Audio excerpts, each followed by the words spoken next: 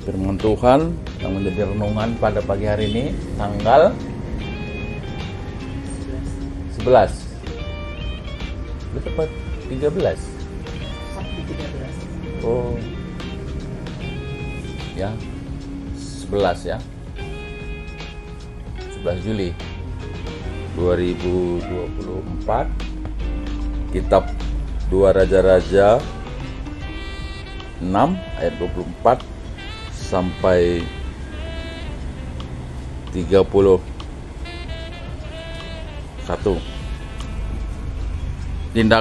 Perikopnya tindakan Elisa pada waktu Samaria dikepung.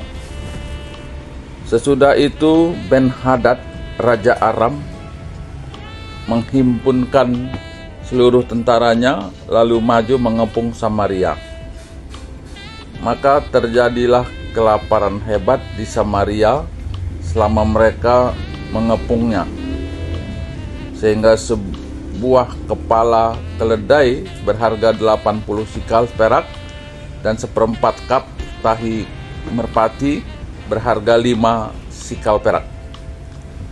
Suatu kali ketika Raja Israel berjalan di atas tembok, datanglah seorang perempuan mengadukan halnya kepada raja sambil berseru, "Tolonglah, ya Tuanku Raja." Jawabnya, "Jika Tuhan tidak menolong engkau, dengan apakah aku dapat menolong engkau? Dengan hasil pengirikankah atau hasil pemerasan anggur?"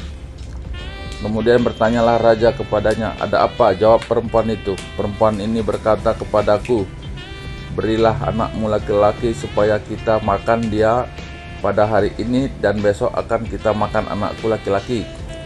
Jadi kami memasak anakku dan memakan dia, tetapi ketika aku berkata kepadanya pada hari berikutnya, berilah anakmu supaya kita makan dia, maka perempuan ini menyembunyikan anaknya." Tatkala raja mendengar perkataan perempuan itu, dikoyakkannya lah pakaiannya, dan sedang ia berjalan di atas tembok, kelihatanlah kepada orang banyak bahwa ia memakai kain kabung pada kulit tubuhnya. Lalu berkatalah raja, "Beginilah kiranya Allah menghukum aku, bahkan lebih daripada itu, jika masih tinggal kepala Elisa bin Safat di atas tubuhnya pada hari ini." Ya, sampai di sini potongan cerita ini, karena ini cukup panjang. Nah, ini satu kisah dari perjalanan Raja Yosafat,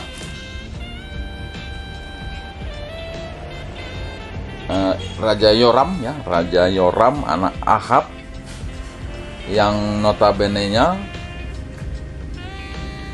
melakukan penyembahan berhala atau sesuatu yang jahat lah di mata Tuhan. Dan pada perikop sebelumnya bahwa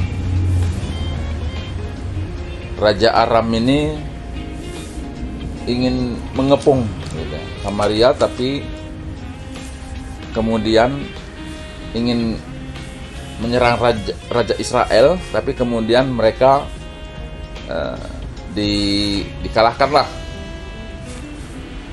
dibutakan mata mereka, kemudian tahu udah di Samaria gitu ya. Jadi tidak Nabi Elisa sendiri yang melawan tentara-tentara dari Aram ini. Nah, kemudian mereka kembali melakukan penyerangan lagi ke orang Israel, khususnya di Samaria, dengan cara mengepung gitu ya. Artinya dikepungnya itu keliling supaya mereka mati kelaparan di situ gitu sebetulnya ya. Maksudnya supaya kalau ada yang keluar dibunuh gitu. Nah, terjadi kelaparan karena orang tidak bisa beraktivitas, hanya di dalam kota itu aja. Nah, dalam kondisi seperti inilah satu ya yang mengancam jiwa, sehingga terjadi kelaparan yang hebat. Nah, dalam perikop ini kita melihat ada satu kondisi yang sulit. Di Indonesia pun sebetulnya pernah juga namanya paceklik atau masa krisis moneter pun banyak juga keluh kesah oleh karena banyak orang-orang yang di PHK ya dari pekerjaannya, dan waktu itu memang ya yang mengalami kesulitan itu cukup banyak. Dalam kondisi ini pun itu juga terjadi. Nah, dalam perikop ini sebetulnya inti dari persoalan adalah oleh karena raja yang tidak taat kepada Tuhan, sesuatu yang jahat di mata Tuhan. Nah, kita kembali diingatkan kembali bagaimana dampak dari satu kejahatan terhadap kehidupan. Dampak dari satu kejahatan terhadap kehidupan, bagaimana luar biasanya akibat dari satu dosa, apalagi ini terkait dengan pemimpin yang tidak taat kepada Tuhan, yang membawa masyarakatnya menjadi tidak taat. Nah, di Indonesia ini juga kalau kita perhatikan agama mayoritas ada kecenderungan gitu ya untuk membawa semua rakyat menjadi agama itu. Ya tentu padahal kacamata kekristenan sebetulnya tidak ada yang mengenal Tuhan kecuali orang Kristen. Nah, bisa jadi hal seperti itu juga di negara kita ini ya. Dalam kacamata kekristenan kan agama yang lain itu sebetulnya agama yang tidak percaya kepada Tuhan. Dan itulah yang diupayakan pemerintah supaya semua orang menganut kepercayaan itu. Nah, ini kan bisa ada terkesan seperti itu gitu ya. Agama mayoritas memaksa yang minoritas untuk masuk ke mayoritas. Sehingga ini menjadi suatu hal yang berhala di hadapan Tuhan, dan itu bisa menyebabkan suatu situasi yang sulit dampak dari kepedosan itu. Nah, jadi marilah kita belajar firman Tuhan untuk mengenal apa yang Tuhan mau, apa yang Tuhan inginkan untuk kita lakukan.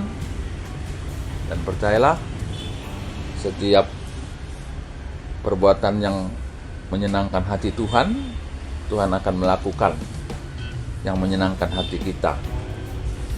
Berbahagialah orang yang merenungkan firman Tuhan siang dan malam, karena mereka akan hidup seperti pohon yang tumbuh di pinggir sungai, yang berbuah pada musimnya, dan daunnya tidak pernah layu, dan apapun yang dikerjakannya akan berhasil. Demikian firman Tuhan. Amin.